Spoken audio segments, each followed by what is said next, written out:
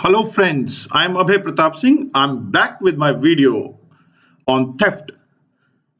दोस्तों, आज थेफ्ट का विषय चुनने का मेरा कारण ये रहा कि मुझे लगा कि हमारे यहाँ पर चोरी के बारे में एक ऐसी परसेप्शन है कि चोरी के बारे में हर कोई बात कर रहा है, मगर हर चीज में चोरी कब होगी, कब नहीं होगी, हमें समझ होनी चाहिए। और मैं दोस्तों ये गारंटी देता हूँ, जो लोग लॉ पढ़े हुए हैं या लॉ पढ़ रहे हैं, उनको भी कुछ ना कुछ इस वीडियो में नया मिलेगा। और साथ ही साथ जिन लोगों को कुछ भी नहीं पता कानून के बारे में, उनको भी आज समझ आ जाएगा कि कानून के मानदंड में चोरी क्या होती है। और हम इसमें किसी की गाड़ी चुराना, चेन चुराने से लेकर किसी के दिल चुराने तक की बात करेंगे, किडनी चुराने की बात करेंगे, और हम बताएंगे कि क्या उसमें ऑफेंस होता है या क्या नहीं होता है। तो अब हम शुरू करते हैं, पर उससे पहले मैं आपसे कहूंगा, यदि आपको मेरे वीडियो पसंद आ रहे हैं तो प्लीज आप अपने नीचे डिस्क्रिप्शन बॉक्स में सब्सक्राइब बटन को सब्सक्राइब करें और लाइक करें।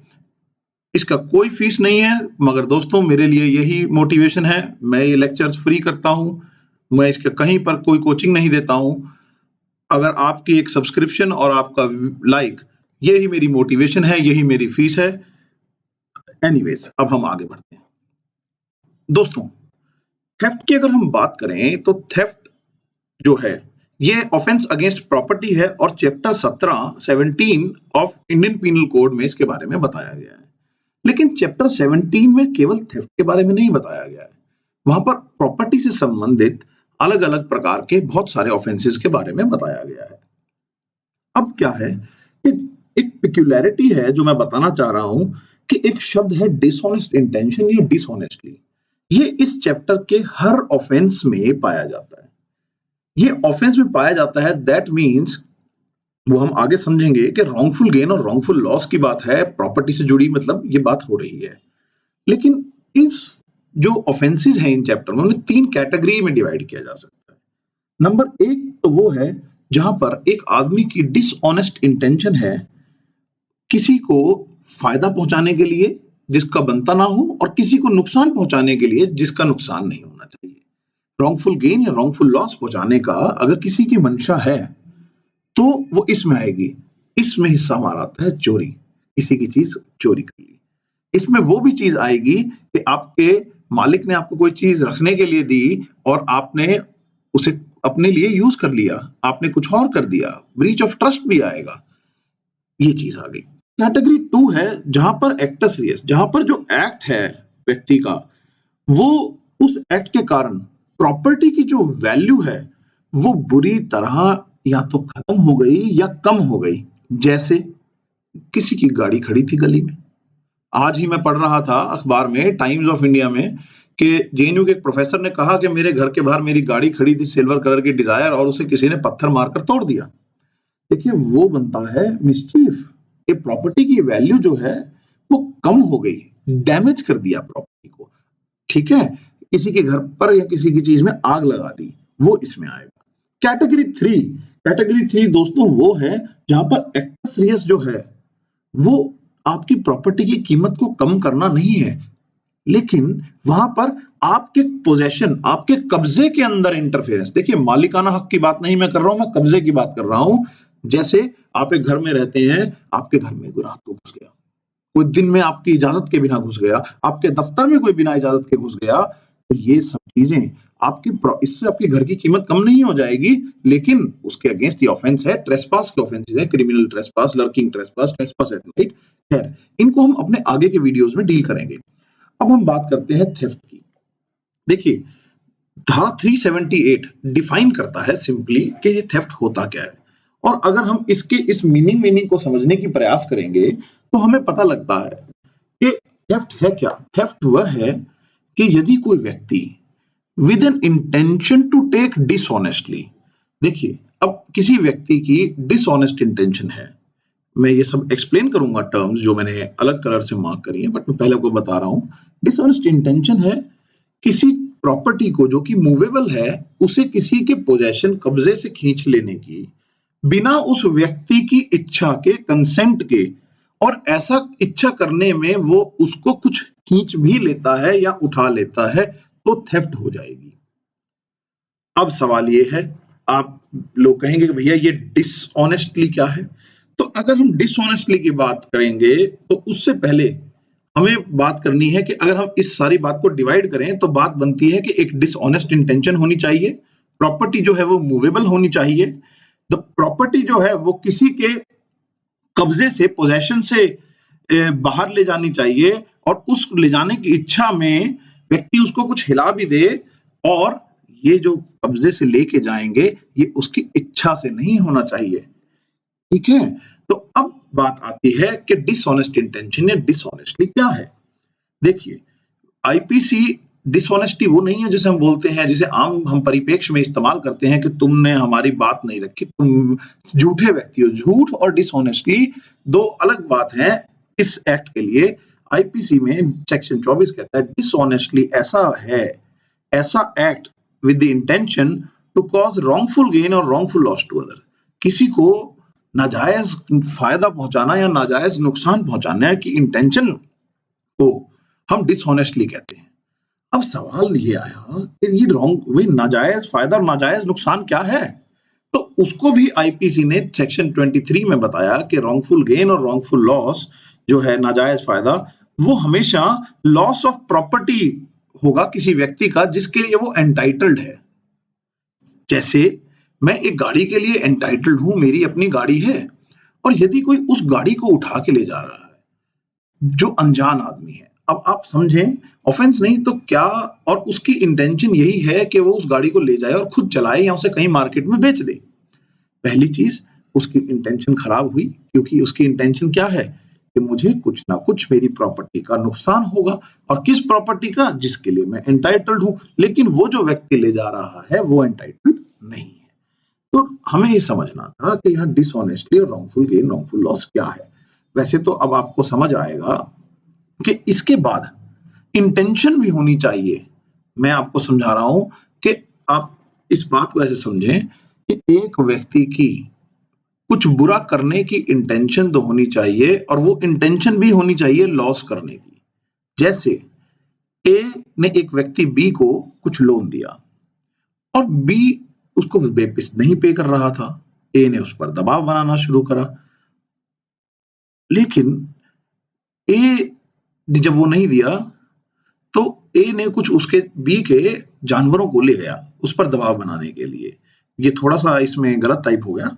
तो वो दबाव बनाने के लिए ले गया और ये कहा कि भैया मेरी इंटेंशन तो सिर्फ बी पर दबाव बनाने की थी। तो सवाल ये आया कि क्या ये जो सिचुएशन है, ये दबाव बनाने वाली बात, ये ठीक है? तो देखिए, ऐसे में अगर हम समझें तो हर व्यक्ति क्या यही काम नहीं करने लग जाएगा? देखो, आप लॉजिक को समझो, लॉ अपने आप आपके पीछे आएगा। मैं हमेशा कहता हूं और आज आपको फिर कह रहा हूं, आपको सिर्फ लॉजिक समझना है। ऐसे तो फिर हर आदमी ये कहेगा कि भैया ये मेरे पैसे नहीं दे रहा, उसके घर से सामान उठा लो। नहीं, इसीलिए ये कोर्ट केस है और उस केस में कोर्ट ने भी यही कहा कि भैया नहीं, आपकी इंटेंशन ठीक नहीं थी। ये करने के लिए आपके पास लीगल रेमेडी और थी, आप केस डालते, वापिस मांगते, आपके पास बहुत कुछ था। ऐसे नहीं, दादागिरी नहीं। अब दूसरी बात आई कि मान लीजिए एक व्यक्ति जेड थे। जेड ने एक प्रिंटिंग प्रेस खरीदी डी से, लेकिन डी थे ऑस्टेंसिबल ओनर। ये जो ऑस्टेंसिबल ओनर का मतलब है बेनामी ओनर थे। अब क्या हुआ, देखिए, जेड ने जब डी से खरीदी, उनको पूरे पैसे दिए और खरीदी। अब जो असली मालिक थे डब्लू, वो आए भिनभिनाते हुए, गुस्सा। काशी को क्रोध आ गया। काशी ने कहा कि भैया जेड तुम कैसे ले गए, अब हम तुम पर मुकदमा दर्ज करेंगे। लेकिन सॉरी, लेकिन जब उन्होंने कहा मुकदमा दर्ज करेंगे, उन्होंने कहा भैया कर दो। तो कोर्ट में जब ये बात आई, कोर्ट ने कहा कि देखिए, जेड की क्या गलती है? जेड ने जितने पैसे की चीज थी उतने की तो हिली। ऐसा तो नहीं था कि 100 रुपए की चीज 10 रुपए में ले आए, आप कहें कि इसको कोई शक हो चोरी का सामान है। नहीं, तो चोरी का सामान नहीं था। उन्होंने जो पैसे थे वो लिए, ईमानदारी के बिलीफ में उठा कर ले गए। कल को उसका मालिक कोई और है तो उनकी गलती नहीं है, तो कोर्ट ने उन्हें बेगुनाह माना। देखिए, मैं केस लॉज को बहुत डील नहीं कर रहा हूं क्योंकि केस लॉज आप कहीं भी पढ़ेंगे, आपको इसके बाद जरूरत नहीं पड़ेगी। बट फिर भी जो मैंने केस डिस्कस करे हैं वो यहाँ पर मेंशन है। अगर आप बताएंगे, मैं स्लाइड को मेल कर दूंगा। अब बात आती है इंटेंशन जो है थेफ्ट के केस में वो कैसे पता लगेगी? कैसे हम किसी के दिमाग में घुस के जाएं? कैसे हम किसी के दिमाग में घुसे? क्योंकि इसके लिए तो हमें कहीं ना कहीं घुसना पड़ेगा ना। अब किसी ना किसी के दिमाग में घुसेंगे तभी बात बनेगी। तो देखिए दोस्तों, एक सिंपल सी बात आपको समझनी है कि जो थेफ्ट है, ये इंटेंशन जो है, इंटेंशन एक स्टेटस ऑफ माइंड है और उसको हम फैक्ट्स एंड सर्कमस्टेंसेस से देखते हैं। लेकिन कोर्ट के आगे बहुत सारी ऐसी जजमेंट आई, कोर्ट ने ये माना कि यदि कोई व्यक्ति, मान लीजिए किसी के घर से कोई चीज उठा के ले गया और अब उस पे केस दर्ज हुआ, तो अब ऐसा नहीं है, कोर्ट प्रूव नहीं करेगी कि इसकी ये इंटेंशन थी चोरी की, क्योंकि ये माना जाएगा कि अगर कोई दूसरे की चीज को ले जा रहा है तो ये माना जाएगा कि उस व्यक्ति की ये इंटेंशन रही होगी। यही बात देखिए आगे कोर्ट केसेस में हुई। हर आदमी को ये माना जाता है कि उसको मालूम था कि वो जो काम कर रहा है उसका नेचुरल कॉन्सिक्वेंस क्या होगा, और ये भी कि जो एक्ट सीरियस हुआ है, जो एक्ट ऐसा जो कि पनिशेबल है, जो हुआ है, वो ही करना चाह रहा था, राइट? कोई आदमी ये कहे कि जी वो तो मेरे बैग में फंसा रह गया, तो ये अब उसको बताना पड़ेगा कि मेरे बैग में फंसा रह गया, मेरी ऐसी सोच नहीं थी। कानून ये मान के चलेगा कि आपकी ऐसी ही सोच थी। तो पहली बात अब हमने जो समझी अभी तक, वो हमने समझा कि डिसऑनेस्ट इंटेंशन होनी चाहिए, मन में मैल होना चाहिए। अब वो मैल कैसे प्रूव होगा वो भी हमने बात करी, और ये जो बात होगी ये सारी प्रॉपर्टी से संबंधित। अब बात आती है प्रॉपर्टी कैसी? क्या हम किसी का घर चोरी कर सकते हैं? नहीं। हम तो किसी की नींद चुरा सकते हैं, किसी के घर में घुस जाएं, मगर उसकी वजह से उसका घर चोरी नहीं कर सकते। और इसीलिए दोस्तों, जो सेकंड इंग्रेडिएंट है इस ऑफेंस का, वो ये है कि जो प्रॉपर्टी है वो मूवेबल होनी चाहिए। मूवेबल प्रॉपर्टी को सेक्शन 22 जो 22 है वो बता रहा है। सेक्शन 22 कहता है कि भैया मूवेबल प्रॉपर्टी क्या है?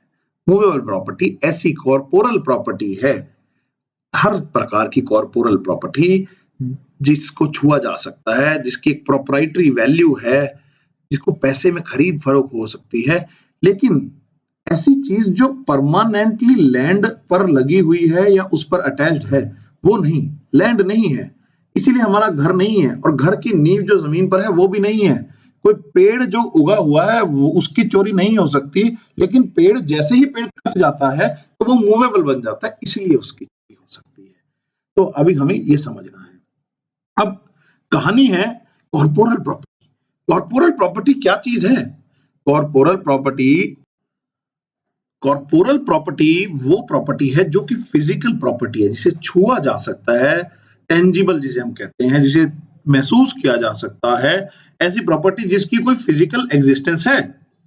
तो अब सवाल आ रहा है कि प्रॉपर्टी सिर्फ छुआ जाना सही सही नहीं, प्रॉपर्टी वो जिसकी कुछ प्रोप्राइटरी वैल्यू भी हो, जिसका कुछ खरीद फरोख्त की वैल्यू भी हो। कैसे? अब मैं आपको मूवेबल प्रॉपर्टी को ध्यान से समझाना चाहूंगा, प्लीज ध्यान से सुने। मान लीजिए आपने मूवी देखी थी उड़ता पंजाब, आलिया आलिया, मान लीजिए, ये मैंने वर्ड गलती थेफ्ट लिखा है, आलिया कहीं जाती हैं और वो किसी के घर 10 किलो चरस पड़ी थी, उनको पसंद आ गई, उन्होंने चुपचाप वहां से उठाई और भागी कि भाई साहब मजा आ गया, कोटा पूरा हो गया। अब जिनके घर से चोरी हुई वो पहुंच गए थाने, उन्होंने कहा भैया हमारे तो चोरी हो गई। तो पहले तो देखिए थाने वाले कहेंगे कि अरे अरे सर वेलकम, आप आइए बैठिए, उनको बिठाकर पहले तो उनकी सत्पुत्र परेड होगी, क्योंकि भैया ओपीएम इतनी रखी हुई है, पहले तो आप एनडीपीएस में आइए, वैसे तो कोई जाएगा नहीं, पर क्योंकि ओपीएम की कोई प्रोप्राइटरी वैल्यू ही नहीं है कि उसे खरीद फरोख्त कर सकें, वो इलीगल चीज है, इसलिए उसकी चोरी नहीं हो सकती। मैं ये बताना चाह रहा था। दूसरी चीज का एग्जांपल दूंगा कि लोग बोलते हैं कि किसी का दिल चुरा लिया। देखिए ये कॉलेज में जवानी में जो दिल चुराने की बात है, ये दिल जो चोरी हो रहे हैं, आपको मैं बता दूं, दिल की भी कोई प्रोप्राइटरी वैल्यू नहीं है। किसी किडनी किसी की कोई चोरी कर लेता है, कोई ऐसे बॉडी पार्ट चोरी करता है जो हम अक्सर पिक्चरों में देखते हैं, तो वो थेफ्ट इस पर्पस के लिए नहीं है, वो ऑर्गन ट्रांसप्लांट एक्ट वगैरह के तहत उनकी जो भी बात बनेगी वो बन जाएगी। देखिए, आप समझिए इस बात को दोस्तों, चेन चुराना जुर्म है, चैन चुराना जुर्म नहीं है। इसीलिए गले की चेन किसी ने चुराई वो तो चोरी है, पर किसी ने किसी का चैन चुराया वो चोरी नहीं है, क्योंकि चैन की प्रोप्राइटरी वैल्यू नहीं है। इसी प्रकार बिजली, अरे बिजली चोरी का आजकल तो भाई योगी दादा का काफी नाम चला है कि बिजली चोरी को पकड़ा जा रहा है, बिजली चोरों को। और आप सोच रहे हैं बिजली की चोरी अब होती है, अब भाई हो कह रहे हैं तो हो ही रही होगी चोरी, और चोरी थेफ्ट होती भी होगी। लेकिन दोस्तों, क्या बिजली को हम छू सकते हैं? फिजिकल एग्जिस्टेंस है? नहीं। लेकिन बिजली चोरी आईपीसी के तहत नहीं है, लेकिन स्पेशल इलेक्ट्रिसिटी एक्ट में एक लीगल फिक्शन बनाया गया है जिसके कारण वो है। यही बात कही थी अवतार सिंह के केस में। ठीक है दोस्तों, तो आईपीसी में बिजली की चोरी नहीं है, इसीलिए मैं आपको बता रहा हूं कि हरियाणा में तो बिजली चोरी के जो ऑफेंस हैं ये सेशन ट्रायबल ऑफेंस हैं, जबकि आप किसी की बड़ी से बड़ी हजारों करोड़ रुपए की ज्वेलरी चोरी कर लेंगे तो वो मैजिस्ट्रेट ट्रायल ऑफेंस है। लेकिन अब हमें समझ आया कि भैया ये मूवेबल प्रॉपर्टी थी और गलत इंटेंशन से लेनी थी, लेकिन करना क्या था? करना था taken out of the possession of the other person. ये भाई साहब यहाँ पर आपको समझना है कि offence is against possession, not against ownership. मतलब कब्जे की बात है। अब देखिए, कब्जा क्या है? कब्जे को समझने के लिए समझना पड़ेगा कि किसके कब्जे से ये चीज ली जाए। Having a person who has a valid possession of the property। अब पोजेशन जो शब्द है कब्जा, ये आईपीसी में कहीं नहीं। अब पोजेशन क्या चीज है? देखिए, पोजेशन मैं इसीलिए आपको बताना चाह रहा हूं कि आपकी घड़ी खराब हुई, आपने किसी को ठीक करने के दी। अब दुकानदार मालिक नहीं है, मालिक आप हैं, कब्जा उसके पास है। अब क्या आपने कोई सामान अपने नौकर को दिया रखने के लिए, सर्वेंट को, या अपनी वाइफ को दिया कि भैया एक बार तुम संभाल के रखो या इसको ऐसे करो, या उनके पास है, तो क्या वो दुकानदार की तरह ही होगा? तो इस चीज को समझने के लिए हमें पोजेशन समझना पड़ेगा। पोजेशन क्या कहता है? इसकी दो पार्ट हैं। एक एनिमस, एनिमस मतलब किसी भी चीज पर मेरा हक बना रहे, उस चीज की इंटेंशन बने रहना, और दूसरा मेरा उस चीज पर डायरेक्टली या इनडायरेक्टली फिजिकल कंट्रोल होना। अब ये फिजिकल कंट्रोल होने की जो बात है वो कैसे? देखिए, अगर यहां पर हम एक दूसरे पॉइंट पर आएंगे, जब हमने अपनी घड़ी ठीक होने दी तो अब वो सब चीज उस दुकानदार के पास है। वो उसको कैसे डील करता है ये भी उसके अपने दायरे में है। वो कहाँ रखे, कैसे करे, क्या कर रहा है, हमें 4 दिन के बाद उसने बुलाया है, वो 4 दिन के बाद घड़ी देगा। लेकिन जब कोई चीज हमारे अपने नौकर के पास है, हमने अपने सर्वेंट को कुछ दिया, वाइफ को कुछ दिया, और वहां पर हमारी इंटेंशन क्या है, भाई लो इसको, लो और वहां ले जाकर वहां रख दो। तो ये जो चीज है ये कस्टडी है, क्योंकि वहां पर कंस्ट्रक्टिव कंट्रोल उस चीज पर, वस्तु पर हमारा ही रहेगा। अगर हमने सर्वेंट को भी दे दिया, कंट्रोल हमारा ही रहेगा। तो यदि अगर हमारा कंट्रोल है तो भैया फिर तो वो कस्टडी है। और यही बात समझाते हैं कि पोजेशन और कस्टडी में फर्क होता है। एवरी कस्टडी जो है वो पोजेशन नहीं हो, सॉरी मैं बताता हूँ, जो एवरी पोजेशन इन्वॉल्व्स कस्टडी, जिसका भी पोजेशन है उसके पास कस्टडी तो होगी, मगर हर किसी की कस्टडी को हम कहें उसका पोजेशन है, वो जरूरी नहीं है। ऐसा नहीं है। और इसकी रेपरकशंस क्या होंगी वो मैं आपको अभी बताऊंगा। आगे हमने इस पे इलस्ट्रेशन भी लिए।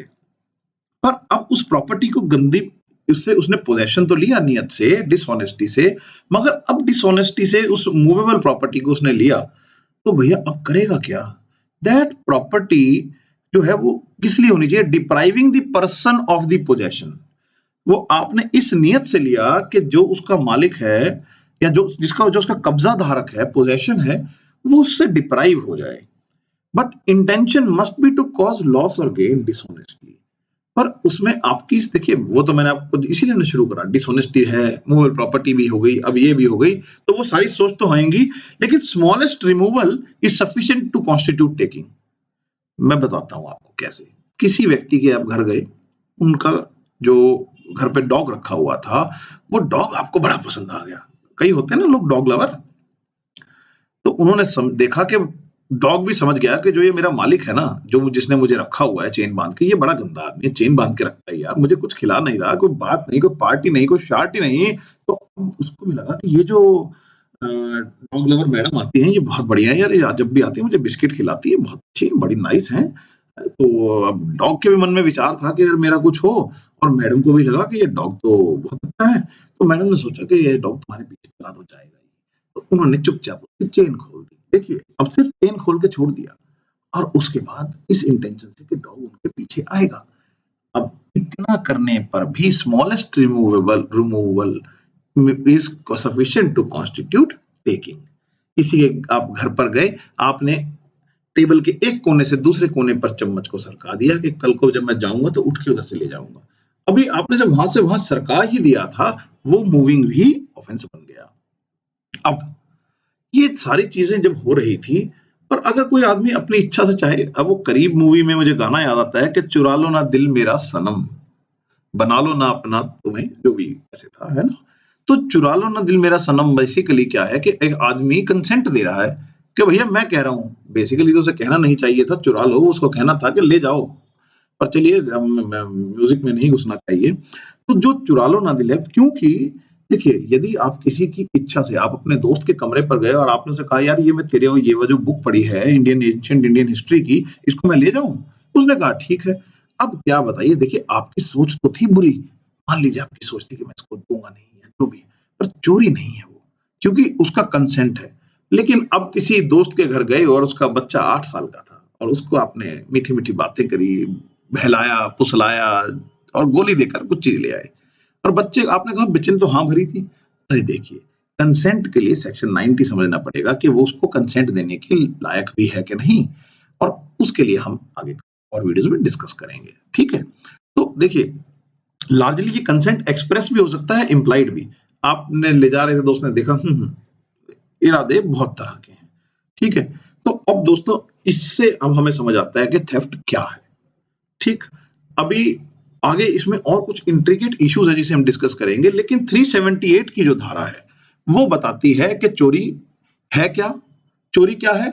डिसऑनेस्ट इंटेंशन, पूरी इंटेंशन, नियति से, जो कि रॉन्गफुल लॉस, रॉन्गफुल गेन करने की है, उस इंटेंशन से किसी भी, मैं दोबारा आपको वहां ले जाऊंगा, डिसऑनेस्ट इंटेंशन से आप, डिसऑनेस्ट इंटेंशन से आप किसी भी मूवेबल प्रॉपर्टी को ले जा रहे हैं आउट ऑफ द पोजेशन के, देखो हमने बात करी पोजेशन की, of other, without that persons consent, उस बंदे का कंसेंट नहीं था, और move that property in such taking, जैसे ही उसे मूव करा। हमने ये सारी बातें डिस्कस करी। अब मुझे लगता है कि आपको इसमें कोई डाउट नहीं होगा, लेकिन हमने बात ओपीएम की भी करी, हमने और भी करी, लेकिन इसमें कुछ चीजें और बाकी है।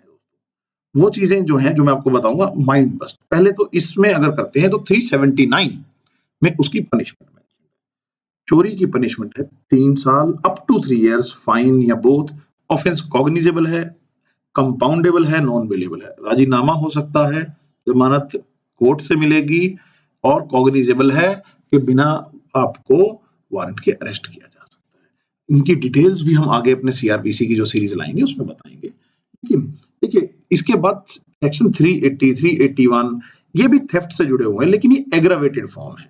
जैसे 380 है, किसी के ड्वेलिंग हाउस में, दुकान में, जहां कोई बिजनेस करता था, आप वहां पे कोई घुस के चोरी करता है, वहां पर पनिशमेंट बढ़ जाएगी। चोरी की नेचर नहीं बदल रही, हमने स्पेसिफिक ऑफेंसेस बनाए हैं।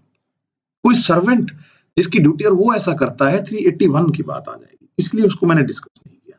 अब ये है कुछ माइंड बस्टर जो हमें सोचना है। देखिए, एक कॉमन पैरालेंस में हम अक्सर ये देखते हैं कि अगर किसी का मोबाइल खो गया, तो वो कहता है जी मेरा मोबाइल खो गया, उसकी इंश्योरेंस है, फटाफट सर उसकी एफआईआर करा दो। देखिए, आप समझिए, दो चीज होती है, mobile lost and mobile theft. कोई आपका, अब आपने थेफ्ट की डेफिनेशन पढ़ी, अगर आपका मोबाइल आपकी जेब से गिर गया, उसे किसी ने उठा के लेके गया, कोई डिसऑनेस्ट इंटेंशन थी, कोई कुछ था, तो भाइयों वो थेफ्ट नहीं है, वो लॉस्ट है, और लॉस्ट अपने आप में कोई ऑफेंस भी नहीं है, इसीलिए उसमें कभी भी कोई एफआईआर दर्ज नहीं हो सकती। लेकिन ऐसी सूरत में जो पॉइंट 2 है, पुलिस एक डीडीआर काटती है। डीडीआर क्या है? एक रपट रोज नामचा होता है, जिसे हम बोलते हैं डेली डायरी। वो रपट रोज नामचा हर थाने में मेंटेन होता है और उसमें हर चीज की एंट्री होती है। पुलिस उसकी एंट्री करके उसकी एक कॉपी दे देती है। दिल्ली में इसे आजकल एनसीआर कहा जाता है। एनसीआर काट के दे दिया। अब इसके बाद एक बड़ा इंपॉर्टेंट इश्यू आया कि आजकल आपने देखा है कि गाड़ियां, ट्रक सब मार्केट में सड़कें भरी हुई हैं, सब चीजों से। ये बड़ा फाइनेंस पे बिजनेस हो रहा है। तो फाइनेंस में बिजनेस हुआ तो ये हायर परचेज एग्रीमेंट है। अगर आप गाड़ियों मोटरसाइकिल की आरसी उठाएंगे ना वो ऐसे ही कि फर्म्स के नाम होंगी कि आईसीआईसीआई के नाम पे चल रहा है अभी कि भैया जब आप सारे लोन दे दोगे तब आपके नाम करा देंगे। तो ये लोन और हायर परचेज एग्रीमेंट की भी एक डिस्प्यूट आती है। देखिए मैंने एक केस मेंशन किया पर मैं आपको बता देता हूँ। जहां तक बात है आपने किसी को पैसा दिया और वो व्यक्ति पैसा नहीं दे रहा तो आप उसकी प्रॉपर्टी उठा लाएं। देखिए ये इलीगल है, ये थेफ्ट बनेगी क्योंकि पोजेशन है उसका, यहां पर कोई डाउट नहीं। लेकिन हायर परचेज एग्रीमेंट में जब ये सिचुएशन आई कि सर ये गाड़ियां उठा के ले जाते हैं और ये सब कुछ है, तो कोर्ट ने कहा देखिए भाई, सुप्रीम कोर्ट ने कहा कि भैया एक बात समझिए, जब आपने ये चीज खरीदी थी उसमें एग्रीमेंट में ये लिखा था कि अगर हम किस्त नहीं देंगे तो आप ये गाड़ी ले जाना, क्योंकि आपने तो खुद ही लिख दिया कि इसे ले जाना, वो ले जा रहे हैं। जब साइन करते हुए आपने नहीं वो बोला तो आज आप ऐसा क्यों कर रहे हैं? तो सुप्रीम कोर्ट ने ये कुछ ऑब्जेक्शन उठाए। हालांकि मेरा इससे थोड़ा-सा अलग व्यू है जो मैं आपसे शेयर करना चाहूँगा कि यदि ऐसी बात है, देखिए कानून तो कहता है कि किसी का गलत नाजायज़ कब्ज़ा भी हो, तो भी हम उसे प्रोटेक्ट करते हैं। ऐसे तो हर टेनेंट भी जब किसी का घर लेता है किराए पे, तो क्या वो ये कह के लेता है कि सर मैं इसे कभी नहीं छोड़ूँगा? लेकिन वो बैठ जाता है और वो कह रहा है कि अब मैं नहीं छोड़ूँगा। तो क्या आदमी जाए उसे थप्पड़ मार के घर से निकाल सकता है? नहीं निकाल सकता है। हम क्या कहते हैं कि भैया देखो कोर्ट जाओ, कोर्ट से डिग्री लाओ एविक्शन की और हम छोड़ देंगे। तो इस प्रकार की ये एथिकल इश्यू है। मान लो अब एक गाड़ी फाइनेंस की मेरे पास है और गाड़ी वाले इसे छीनने आ गए। अब मेरा उनसे उस झगड़ा हो गया क्योंकि भैया मुझे right to protection of right to life sorry right to life कह रहा हूँ मैं, अपना प्राइवेट डिफेंस का राइट है प्रॉपर्टी के अगेंस्ट भी कि भैया मेरी कोई चीज को छीन के लेके जाएगा तो मैं उसे बचाने का उसे कोनी मार सकता हूँ, थोड़ा सा ड्रामा कर सकता हूँ, ये कर सकता हूँ कि नहीं? तो दोस्तों जब हम ये कर सकते हैं तो यहाँ पर ऐसा इससे लॉलेसनेस बढ़ सकती है। मगर जाने क्यों जो लॉ की जजमेंट्स हैं अब हम तो उससे बाध्य हैं, कुछ नहीं कर सकते। और इसके बाद मैं आपको इलैबोरेट करूंगा अगले 4 इलस्ट्रेशन और उसके बाद कंक्लूड करूंगा। देखिए एक ओनर को हमने बात करी कि एक आदमी ने वॉच दी अपनी ठीक होने के लिए, एक ओनर ने अपनी घड़ी ठीक होने के लिए दी और वो जो घड़ी थी रिपेयरर की जो शॉप थी, वो उसे ढंग से रिपेयर नहीं कर पाया और लेकिन आप मालिक गया और उसने उसे खींच लिया, लेकिन कोई पैसे भी नहीं दिए।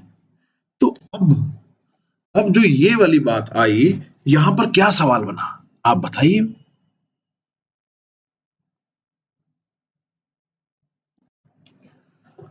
अब जब वो ये उठाकर ले गया और जो उसके पैसे भी नहीं दिए, तो सवाल है कि क्या ये थेफ्ट होगी? देखिए, अब आपको इसमें एक बात को पेक्यूलियरली समझना पड़ेगा, ये एक केस था। कोर्ट कहती है कि भैया देखिए पैसे तो तब देता ना जब उसने कुछ ठीक किया होता। क्योंकि उसने ठीक नहीं किया, वो उठाकर ले गया तो यहाँ पर रॉन्गफुल गेन और रॉन्गफुल लॉस की जो इंटेंशन है, वो मिसिंग है, इसीलिए ये ऑफेंस यहाँ पर नहीं बनेगा।